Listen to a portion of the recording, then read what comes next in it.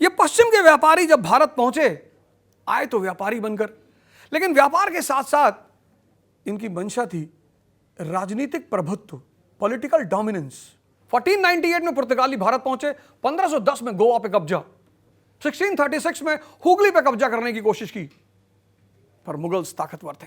1686 में अंग्रेजों ने कोशिश की हुगली पे कब्जा करने की, पर मुगल्स अभी भी ताकतवर थे।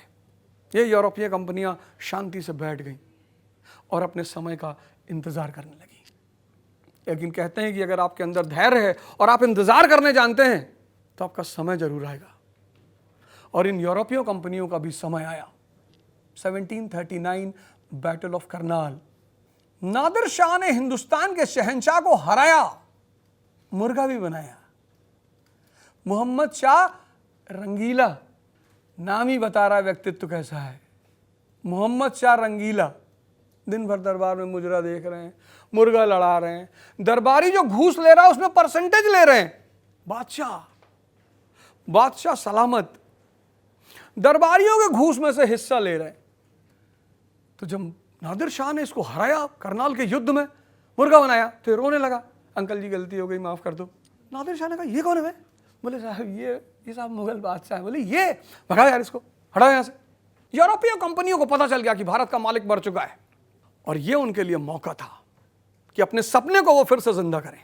और 4 प्रमुख दावेदार, पुर्तगाली, डच, इंग्लिश और फ्रेंच। पुर्तगालियों ने शादी कर ली अंग्रेजों से, कैथरीन बरगंजा, और बंबई का पोर्ट अंग्रेजों को ईस्ट इंडिया ब्रिटिश गवर्नमेंट को दहेज में दे दिया। बाद में ब्रिटिश गवर्नमेंट ने वो दहेज ईस्ट इंडिया कंपनी को दे दिया।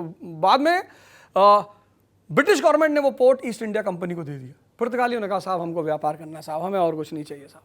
पुर्तगाली गेम से बाहर। डच ने अंग्रेजों से कहा कि सुनो यार, तुम भारत रख लो, हमको स्पाइस आइलैंड दे दो। स्पाइस आइलैंड को गोल्डन आइलैंड भी कहते थे। इंडोनेशिया और मलेशिया ट्रॉपिकल एरिया है, स्पाइस का क्षेत्र है, मसालों का क्षेत्र है, और मसाले के बदले सोना मिलता था, तो इस एरिया को कहते थे गोल्डन आइलैंड्स। इंडो चाइना को कहते थे गोल्डन लैंड, स्वर्ण भूमि। डच भी गेम से बाहर हो गए, लेकिन 2 लोगों के बीच कोई समझौता नहीं हो पाया, अंग्रेज और फ्रांसीसी।